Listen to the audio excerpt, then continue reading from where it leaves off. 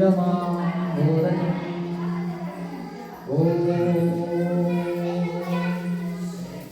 तत्सरूपेण वर्णमहाकृतार्थाय गुरुवन्द्यम् आचार्यं भागमङ्गलस्य सम्पन्नस्वरमुखं महामद्रागवं देवं निर्कीर्तनम् कारुण्यसिन्धु अरुणाबिन्दुमङ्गलयोगितारक्षम् ओङ्काररूपारूपणे नमः शान्ति।